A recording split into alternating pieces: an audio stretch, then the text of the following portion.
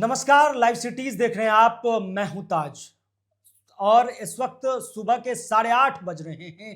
तारीख 27 जनवरी, दिन मंगलवार है और हमारे साथ रोज की तरह सुबह की चाय के विशेष कार्यक्रम जो लाइव सिटीज का है उसमें बिहार के सीनियर जर्नलिस्ट रवि सर मौजूद हैं, जिनसे जानेंगे कि आज जो है बिहार की राजनीति में बिहार के कई जो है अन्य जो मामले हैं उन पर हम सीधी बातचीत करेंगे रवि सर से और जानेंगे, क्योंकि गणतंत्र दिवस को लेकर लालू यादव के बारे में कहा जा रहा है कि वो आखिरी बार 10 सर्कुलर रोड में झंडोत्तोलन किए हैं। तो क्या सर ये बात बिल्कुल सही निकलकर सामने आ रही है? नहीं, देखिए, सबसे बड़ी बात है कि 10 सर्कुलर रोड जो है वह पूर्व मुख्यमंत्री या ऐसे कह लें बिहार विधान परिषद में नेता प्रतिपक्ष जो है सो श्रीमती राबड़ी देवी के नाम से कर्णांकित वो मकान पहले से उसमें रहती थी, तो वो निश्चित रूप से वह राबड़ी देवी के आवास के नाम से जाना जाता है 10 सर्कुलर रोड। उसमें लालू प्रसाद यादव भी रहते हैं, तमाम उनके परिवार के लोग। तेजस्वी यादव का तो ऐसे एक पोलो रोड उनका कर्णांकित आवास है नेता प्रतिपक्ष की हैसियत से विधानसभा में। लेकिन आप देखिए कि 10 सर्कुलर रोड में लालू यादव ने झंडा तोलन किया, झंडा फहराया, तिरंगा लहराया।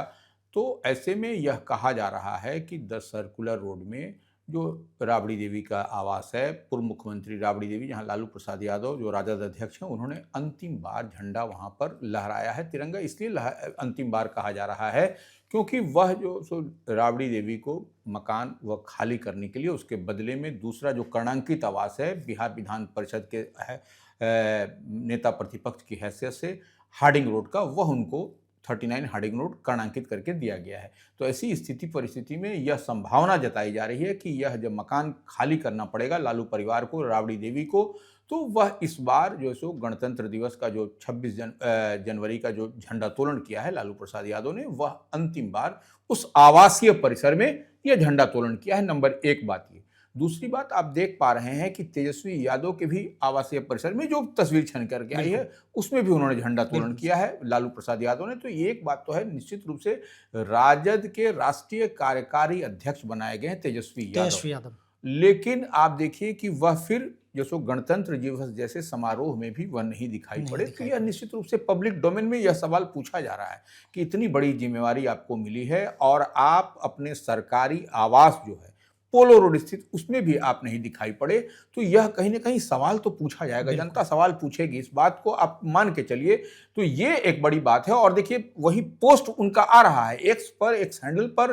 तेजस्वी यादव ने 26 जनवरी को गणतंत्र दिवस के अवसर पर एक लंबा चौड़ा पोस्ट किया है। उसमें आपको डबल इंजन की सरकार को घेरा, अपने पोस्ट के माध्यम से एनडीए की सरकार को घेरा है। केंद्र और बिहार की जो नीतीश की सरकार है बिहार में और केंद्र में नरेंद्र मोदी, उसमें उन्होंने घेरा है। कई सारे सवाल पूछे हैं, वह सवाल पूछना चाहिए। नेता प्रतिपक्ष हैं, आपको पूछने का पूरी तरीके से आपको अधिकार है और सवाल विपक्षी पूछता है लोकतंत्र में, इतनी बात तय मान के चलिए। लेकिन आप जब कहीं नहीं दिखाई पड़िएगा झंडोत्तोलन जैसे, गणतंत्र दिवस जैसे पर्व त्योहार पर पूरा देश जो हर्षोल्लास के साथ मना रहा था और आप कहीं नहीं दिख रहे थे, तो निश्चित रूप से यह सवाल बिहार की आम जनता की ओर से पूछा जा रहा है। और लालू प्रसाद यादव के बारे में तो हमने बता ही दिया कि वह मकान जो खाली करने की बात है, भवन निर्माण विभाग की ओर से नोटिस सर्व किया गया है कि मकान को जल्द से जल्द खाली करने का। और अब तो खरमास भी खत्म हो गया, शुभ दिन चल रहा है, तो ऐसे में आपको यह देखा जाएगा, समझा जा सकता है कि कब वह मकान खाली होगा नहीं होगा, यह एक अलग विषय है।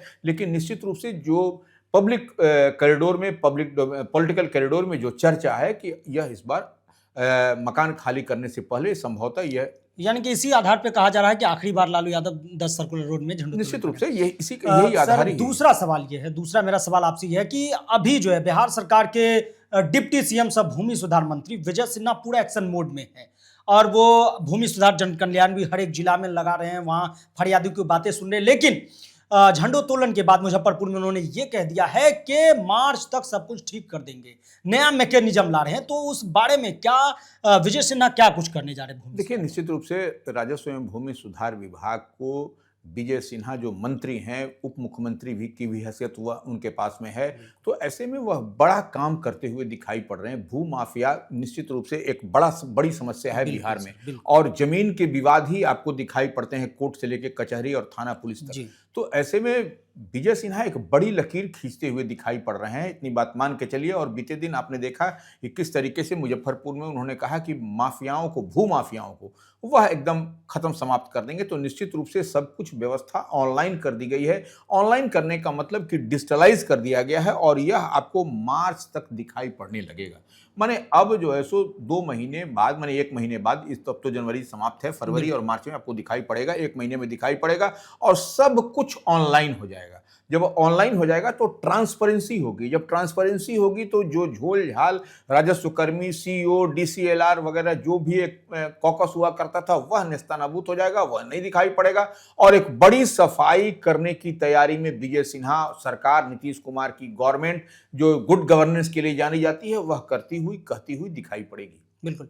सर, एक सवाल ये भी है कि जिस तरह से सम्राट चौधरी लगातार जो है न्याय के साथ विकास की बात कर रहे हैं और उन्होंने बिहार में उद्योग धंधे लगाने पर कह दिया कि उसमें पुलिस की सपोर्ट की जरूरत है, पुलिस सहयोग करे ताकि बिहार में उद्योगों का जाल लगे, और सख्ती से क्या हिदायत दी है सम्राट चौधरी, क्या खबरें निकल कर? नहीं, देखिए, निश्चित रूप से गणतंत्र दिवस की आप चारों तरफ पूरे देश और बिहार में चर्चा हो रही है, पूरे झंडोत्तोलन हुआ, सब लोग, तो ये एक बात मान के चलिए कि सम्राट चौधरी जो वह भी उप मुख्यमंत्री हैं नीतीश कैबिनेट में और गृह मंत्री की जिम्मेवारी, गृह मंत्री के हैसियत से उन्होंने पुलिस मुख्यालय पटेल भवन में जो झंडोत्तोलन किया, तिरंगा लहराया, उसमें स्पष्टता के साथ, पूरी क्लियरिटी के साथ उन्हें लाउड एंड क्लियर मैसेज आम आवाम को दिया कि देखिए उद्योग धंधे लगाने हैं तो गुड गवर्नेंस होना चाहिए, सुशासन की सरकार है, नीतीश कुमार की सरकार है, तो ऐसे में आपको जो उद्योगपति आएंगे तो उनके लिए पुलिस को भी एक्शन मोड में, और पुलिस को उन्होंने स्पष्टता के साथ कहा है, फ्री हैंड पुलिस को छोड़ा गया है। और देखिए सबसे बड़ी बात है, उद्योग विभाग आप समझ रहे हैं कि किसके किसके पाले में रहा। आप देख रहे हैं सैयद शाहनवाज हुसैन भारतीय जनता पार्टी कोटे से थे, वह भी उद्योग मंत्री की हैसियत से थे। आपको नीतीश मिश्रा भी थे, उसके बाद से दिलीप जायसवाल भी थे, और अब आपको कौन है मंत्री, आप समझ सकते हैं?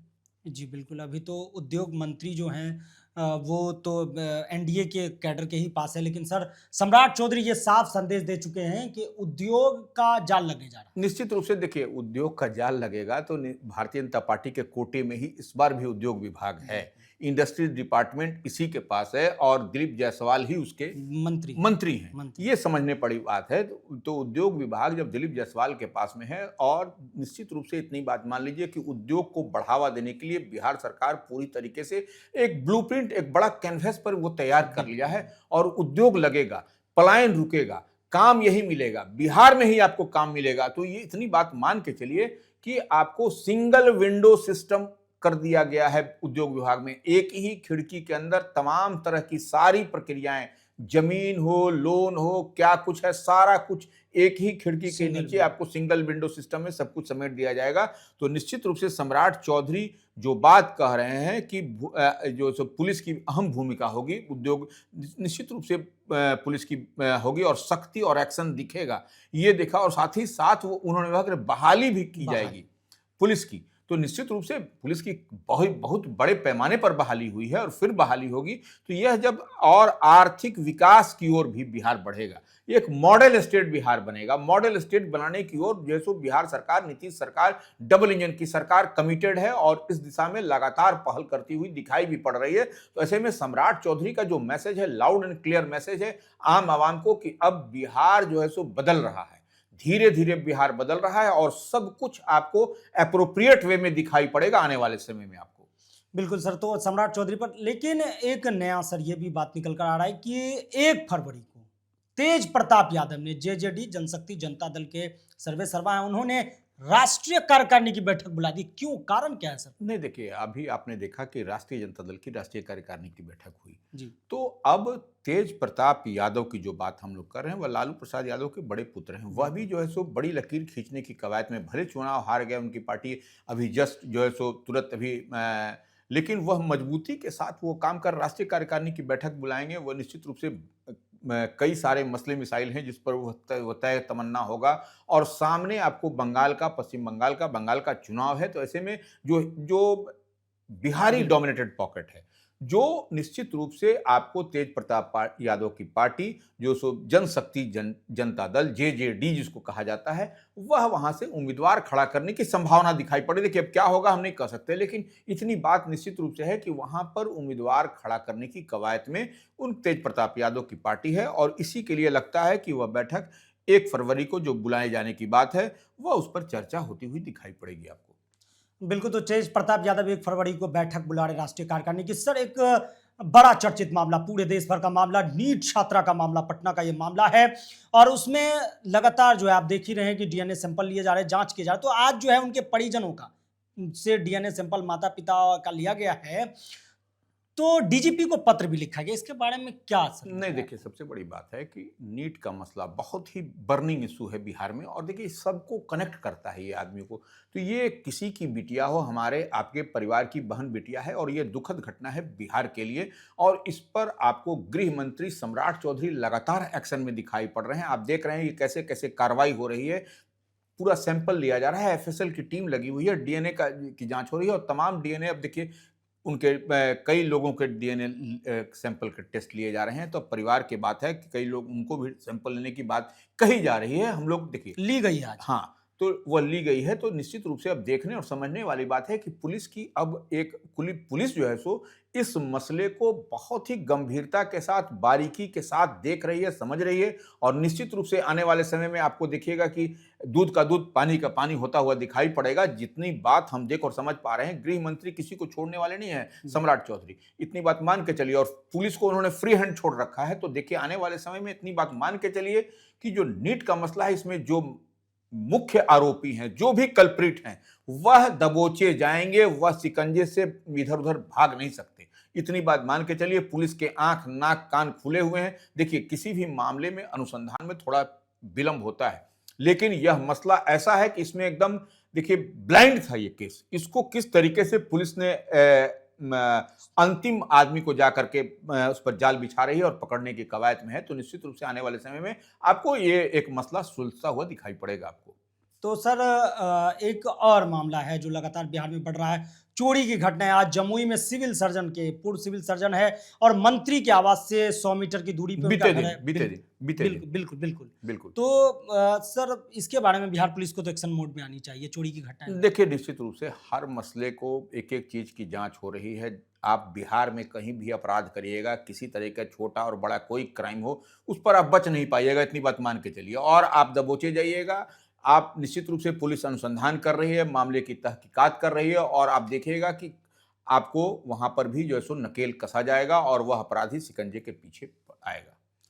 तो आपने सुना कि हमारे साथ बिहार के senior journalist Ravi Upadhyay sir थे, जो इन सभी बातों पर जो है अपनी अंदर खाने से भी क्या बातें आ रही है वो भी उन्होंने स्पष्ट कर दिया है, और एक एक मुद्दे पर, चाहे वो सम्राट चौधरी हो, विजय सिन्हा हो, हर एक बातों पर सर ने अपना जो भी आगे कार्रवाई भी होगी उस पर भी सर ने अपना वक्तव्य दे दिया है। बहुत बहुत स्वागत है सर आपका आज के इस विशेष कार्यक्रम में।